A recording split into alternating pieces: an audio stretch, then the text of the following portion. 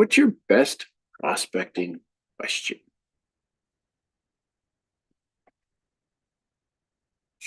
Oh, wow, you can change the whole dimension of the screen now. Good morning, everybody.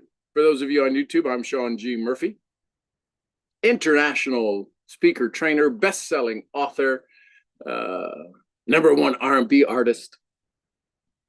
That one takes a little bit more of a story. And today I'm asking you, what is your best prospecting question? All right? What's the one that converts the most people for you?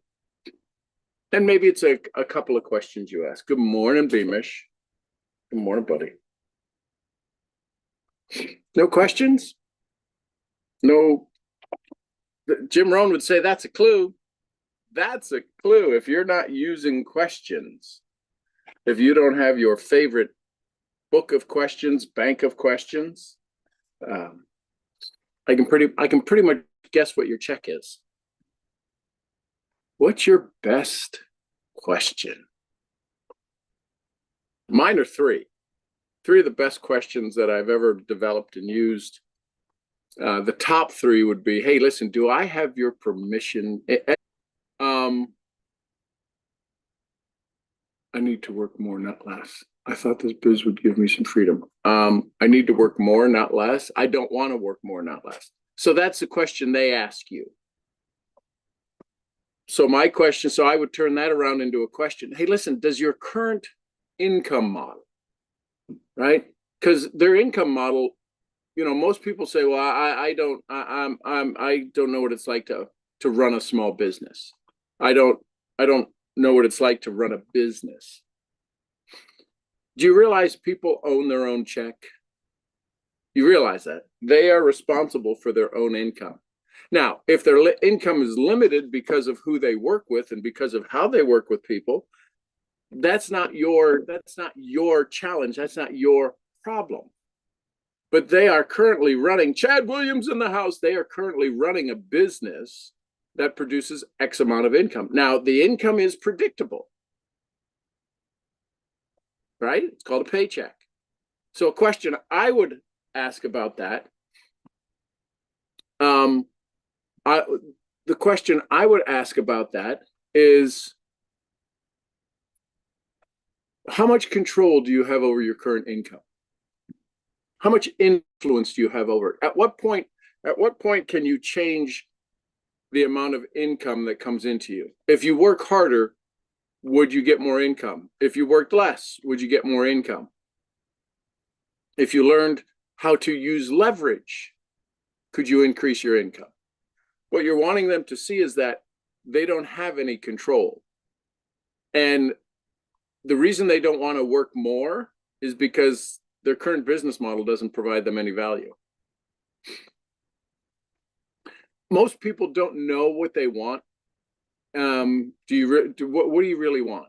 Most people will give you a surface answer. I want my bills to go away.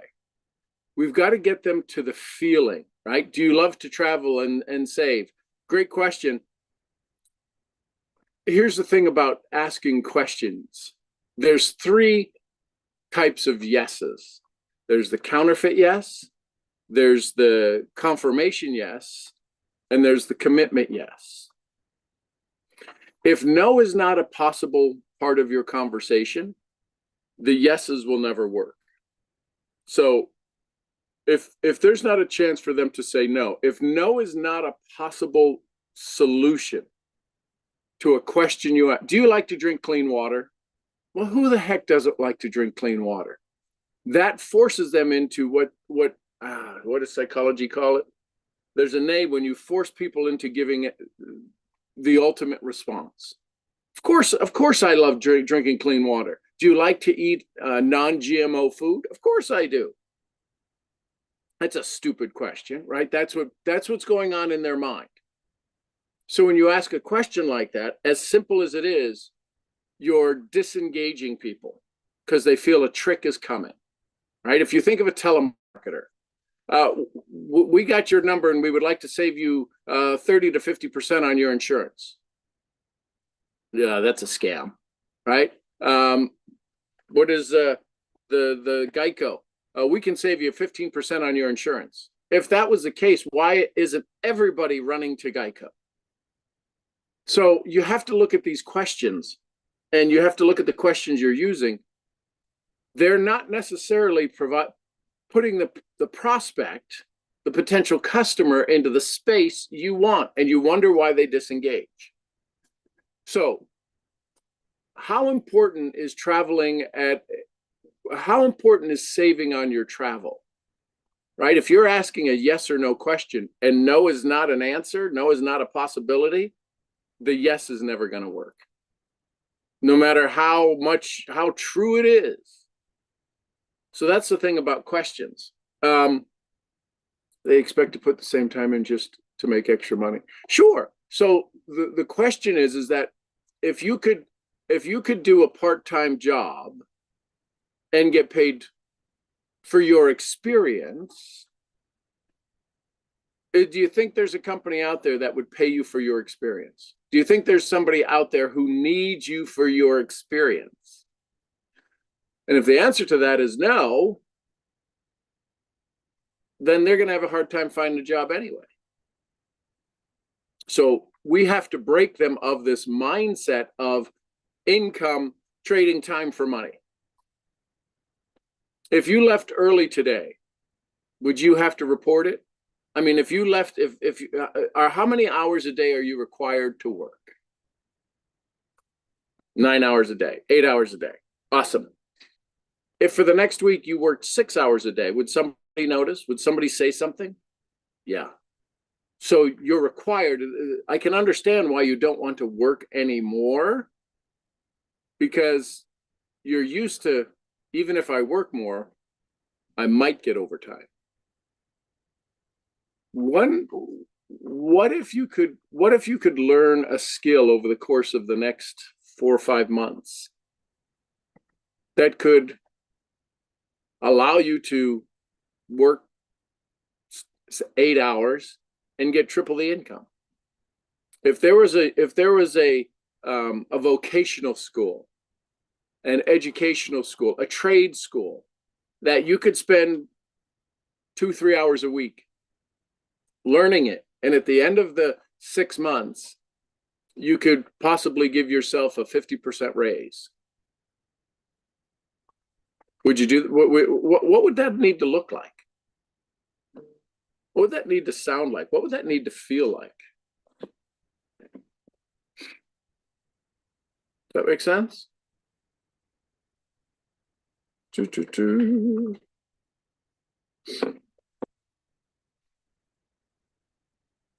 And see, it's the expectation. So we have to manage their expectations. I just saw that word. They expect to put some time in, same time in. And the key is absolutely they can do that. It's about, Jim Rohn said it best. And this is where it's important to understand some of the phrases, right? This is where you leveraging third-party testimonials, or what do you call them, quotes? Because you can do a whole training in a quote. Jim Rohn said, there was a business philosopher who said, if you want to increase your income, provide more value. So I've asked people in the past, listen, the people, your circle of friends, your circle of influence, what is it they need the most? 9 times out of 10, when you ask a question to that based upon a demographic, they'll usually come back with they need more income. They need money. What happens next is an awareness that nobody's going to pay attention to them, is because they don't make money. They're not making money. They've never been a financial influencer. So the easiest thing for them to go talk about is how much money could be made, how much money you could make. If you got in my business, you could make a lot of money, which would make me a lot. That's what goes on in their mind. So, which when you ask all of these questions, it comes back to, can you help them? You're going to make them uncomfortable. Are they okay with being uncomfortable? And can you take them out of the uncomfortable feeling? And the uncomfortable feeling is they use or understand the tool that you have available to them, so they're no longer uncomfortable. It's the power of those three questions are some of the most powerful mind awakening, community bonding conversations. And most people won't use them. I've been telling these for, I'll see some videos that'll pop up on YouTube 13 years ago, or on Facebook, a link to something 13 years ago, 14 years ago. And I'm talking about the same thing. Permission to help, make you feel uncomfortable, take you out of the uncomfortable feeling. And they still seem kind of a secret. So that's my conversation for you today. A little discombobulated because I had to go out and take care of our four-legged daughter with gray hair and a cross on her back, Tallulah. So that kind of juggled things up this morning. What other questions do you have?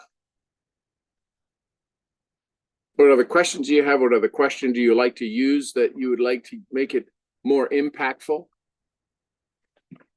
We could do that. You can type it in the chat. You can ask. Because we have an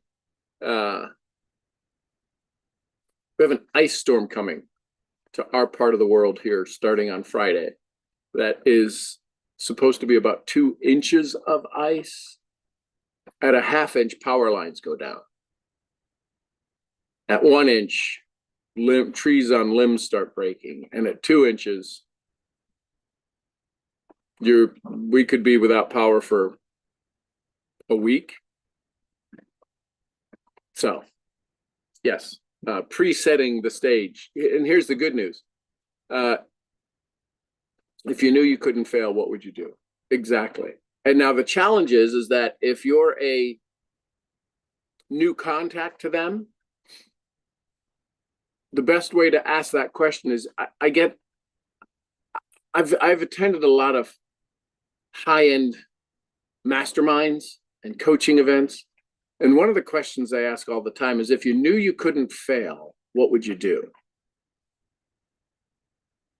And we think about that question a lot. So there's a lot of presetting the stage. The way you might enhance that question, if failure wasn't an option, what would your life be like if failure didn't exist? If you knew that every time you went to go do something, as simple as it was, every time you got on the highway, there was never a traffic jam. Every time you went to a parent-teacher conference, the kids got the best reports. What would you do? What would your life be like if success was always the result? What would you do if success was always going to be the result? If you knew right now, I could start this and succeed. Because if we say, if you start this and know you can't fail, you got to remember how the brain hears stuff. So what's the corollary? I think that's the correct term. What's the opposite? If you could do this and success was guaranteed, what would you go do? Doesn't that feel a little bit lighter when you're asking yourself, when you're just saying it now? If success was always going to be the outcome, what the thing you would start successing on today? Right? Remember, the biggest thing with questions, the reason good questions work and the reason questions are deemed good is because of their novelty, because of their newness, because of their differentness. That's why comedy is so funny. Comedy is novelty at the nth degree.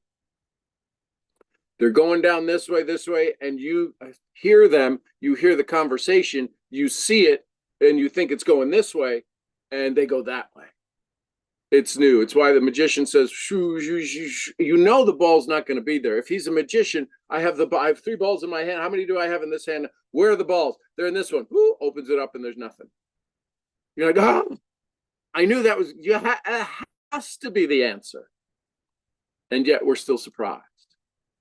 If you're a magician, the thing I think is about to happen should not happen.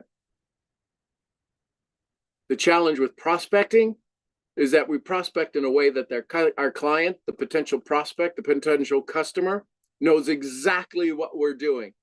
And that's why they say, oh, yeah, no, I've done this before. They've never done this before. They've never done this before.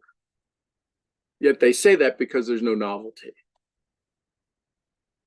Think about your last couple of presentations. If they could finish your answer, if they had ideas about what it is you're doing, there was no novelty. Travel isn't novel. Wellness isn't novel. The internet has helped us take care of internet wellness. I can now buy nutritionals that I didn't know existed because of the internet. It's not novel to have a nutritional, right? Education behind it's a little novel. Understanding pharmaceutical practices is a little novel. So just look at your questions and ask, have they ever heard this before? What's a question you could ask that they've never heard before? And be aware of what it does when they hear that, what it does when it triggers them. Oh, travel is novel every time. It's why people travel, because for the novelty. Unless you're the professional. You know, I've flown 2 million miles across different airlines. I think a 2 million miler with American Airlines. I think so. Yes. Definitely million miler. I think I hit the 2 million miles. Anyways, and the people who travel a lot are bored. Oh my God, that would be so good, right? How many times have we heard that would be so good? So the way you make travel novel is you start to talk about in country. Because until they get in country, the trip was never worth it. All of the flights and all of the delays and all of the this and the lost luggage and the cab that didn't show up or the Uber that wasn't this. And they finally get to the beachfront resort and they're like, look at that view. Look at that ocean. Look at that sand. Look at that mountain. They get to their ski in and ski out. I'll never forget the first time Michelle and I went to Beaver Creek, and we went skiing, and it was fascinating to get there because you're going in, right? We usually go in the spring when it's a little warmer and not so many ski heads are there. It was a fascinating trip with travel, with delays and this, that, and the other. But as soon as you open up that key, the check-in was late, that this was late, that was late, blah, blah, blah, blah, blah, blah. They had snow, it wasn't shoveled, all of that.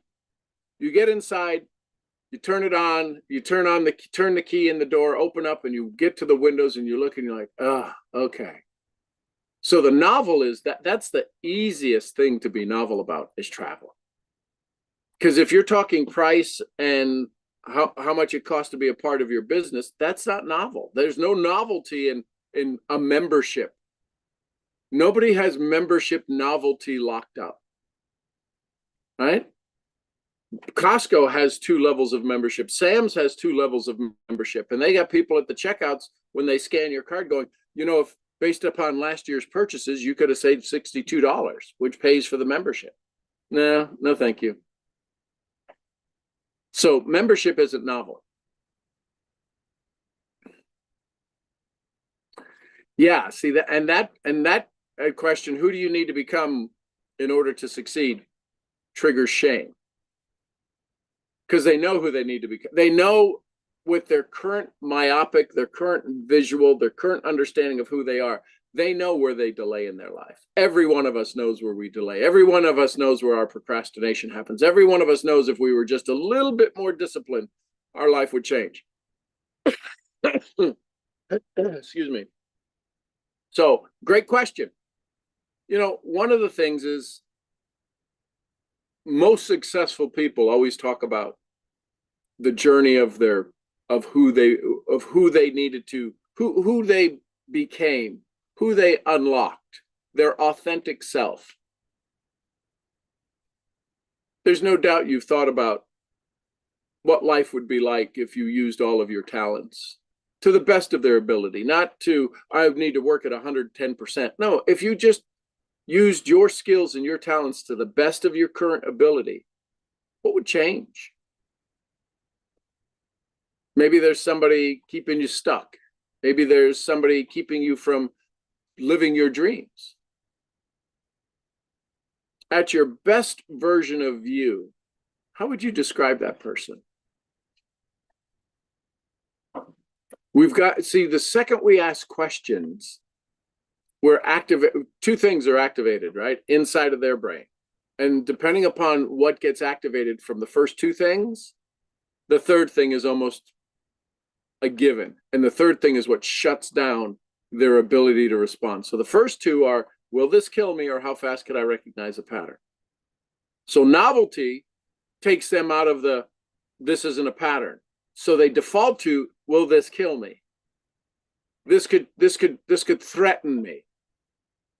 Well, why would we ever not want to be novel? Because without novelty, you're in the pattern. So that's why questions are so absolutely laser-like in their ability. You want better answers? Ask better questions. The challenge is, can you ask a better question without activating shame? Can you ask a better question that they're excited to answer and not activate shame? Can you give them a chance to say, is no a possibility to that question?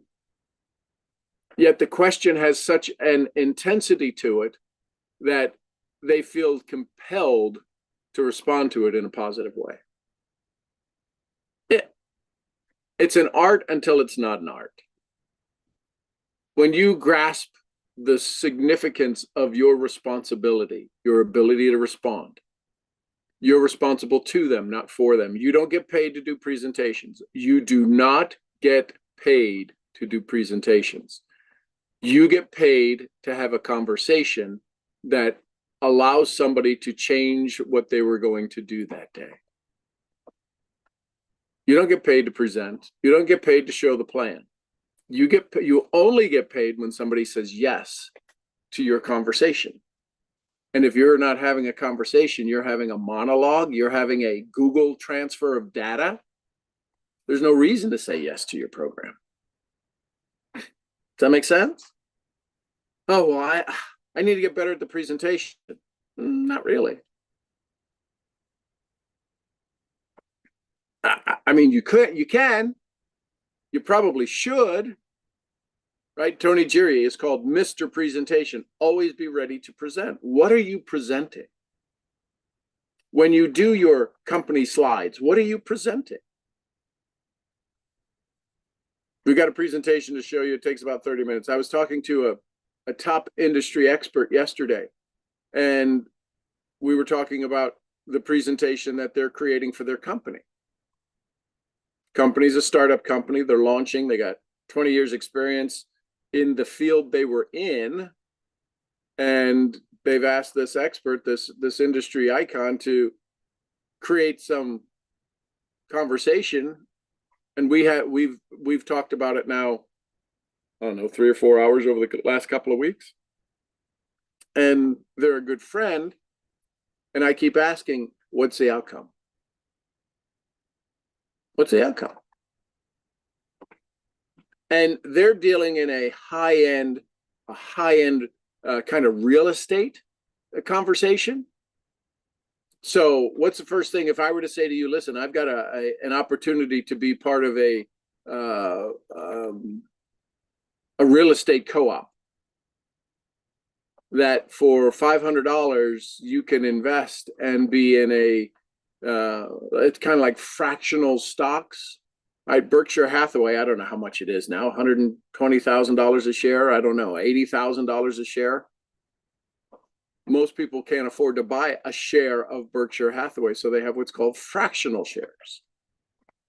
And people will go, companies, organizations like Robinhood, and I can't remember some of the other ones, where they'll go buy, you can go buy a 25th of a share.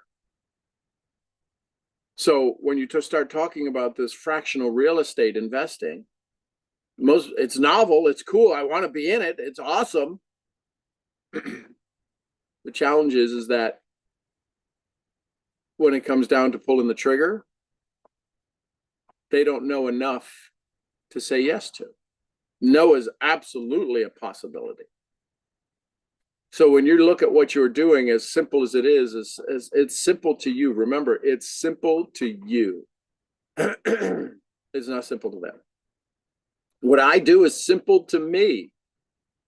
And it used to, and this might still be making you mad. I used to make people really, really mad. Why? Because I made them feel bad. They didn't understand how simple it was. And when you cross over, when you have that transition, when you go, oh, that's what that, yeah, now I get it. That changes everything. Anything else? Any other questions? Questions about the questions? Another question you'd like to ask? What other questions before we wrap up? And I go build a gate for Tallulah.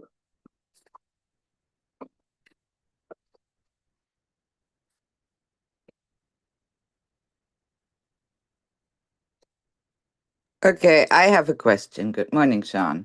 Morning, Silke. How is human? Yes, that's why I'm asking it.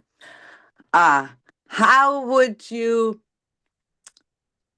have a conversation that conversation puts the person in like, that they can actually imagining themselves being on this vacation, even if they've never taken a trip?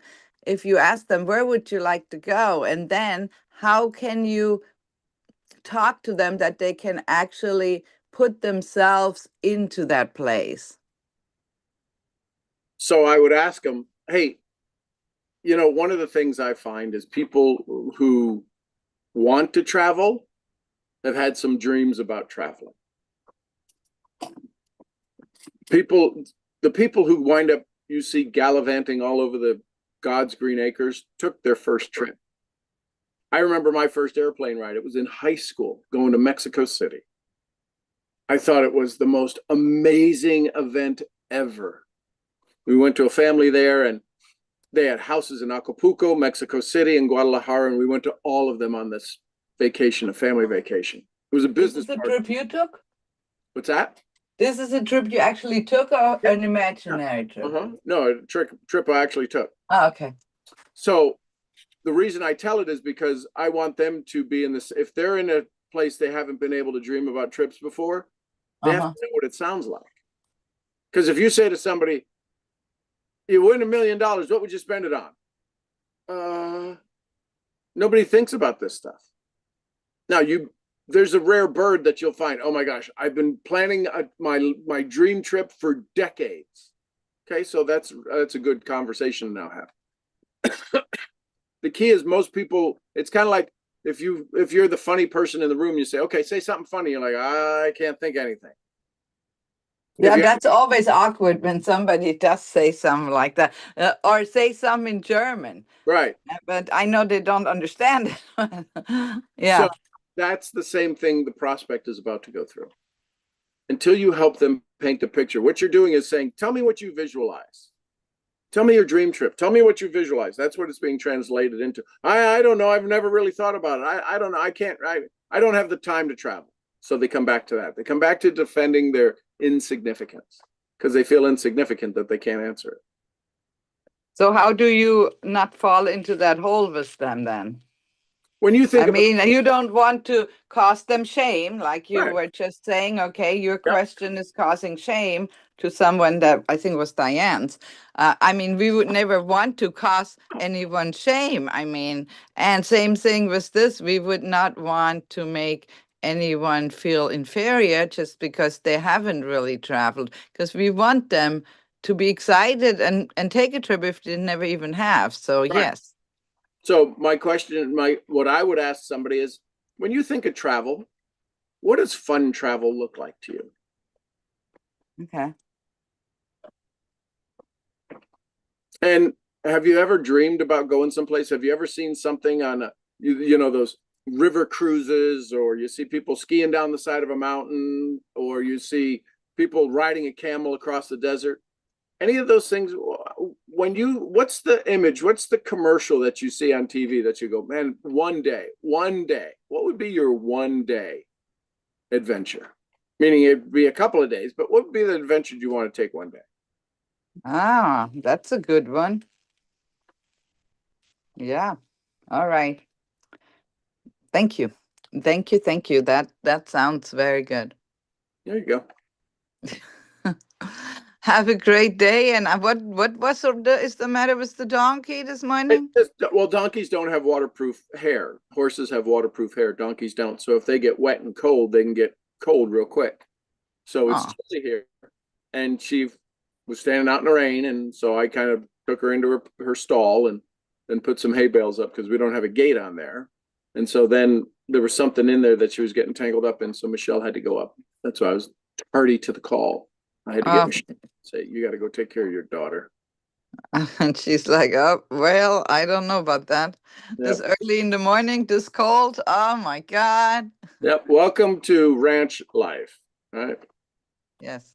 All right. Well, I'm glad she's okay. So Yes. Thank you. Thank you. Thank you. very cute. Thank you. Love you. Love you too. Anyone else? Thoughts, comments, questions? What's the best question you could ask somebody? So I've gotten a lot of compliments from people I've interviewed, Les Brown being one of them, Mark Victor Hansen being another one. What's the question you'd love me to ask that you enjoy answering, but few people ever ask you? What's a question you would love me to ask you that you absolutely get excited about answering, yet most people never ask you? That's a question I use when I do podcasts, when I do interviews. It's a question I do with a prospect if they're kind of holding their cards close to the chest. Because you want them to feel good. When you're asking people questions, it's not a feel good place. Until, right, one of Jim Rohn's favorite words, until they realize that they're not going to be shamed. They're not going to be told that's stupid. They're not going to be told, why would you ever think like that? Right?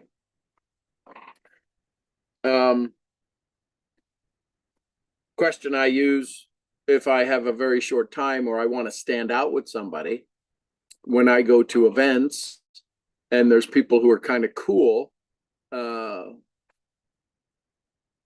and I want to ask them a question, yet I know everybody's going to be asking them the same question. I say, hey, listen, I know you're I know you're swamped. What would I have to ask you right now? What kind of question would I have to ask you right now? What would I have to say to you right now? So that next week, when you got your email from me or you got a text from me, you would actually answer the text or respond to the email. What would I have to say to you right now to get that kind of attention next week? 9 times out of 10, the person, their head goes back. They back away a little bit with a smile on their face and they said, you just did.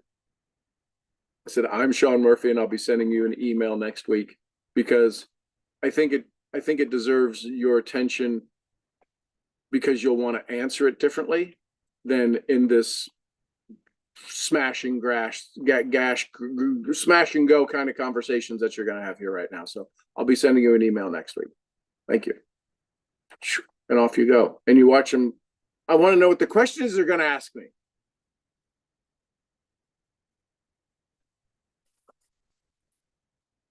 Love it, love it, love it. Yeah, Diane, the 3 questions, permission to help, uncomfortable, take you out of it, are over the decades.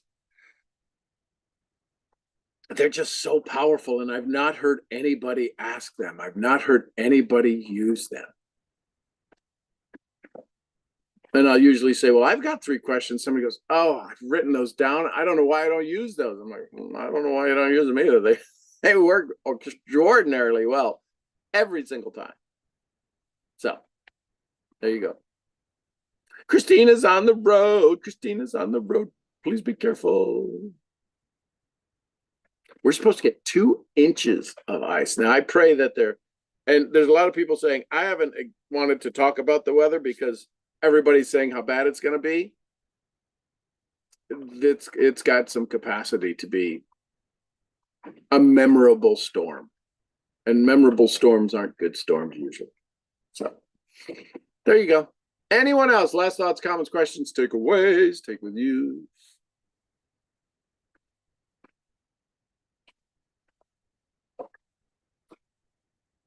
Going once. Going twice.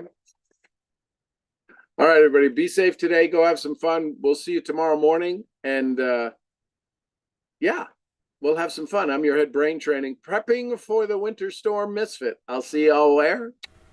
At the next event. The next event. Somebody give me some Costa Ricas. Pura vida. Vida, we love you, Mark. And some Lydias. Peace be with us. Be with us all. And the queen of helping you have more of what you want and less of what you don't, Jessie Lee Ward. Boss Lee, we love you, girl. And a little white fluffy. Gurgly. All right, everybody, go enjoy your day. We'll see you all tomorrow. Thanks, everybody. Bye for now. Stay safe and warm, Sean. Bye now. Love you, Sean. Thank you. Hey, love you guys.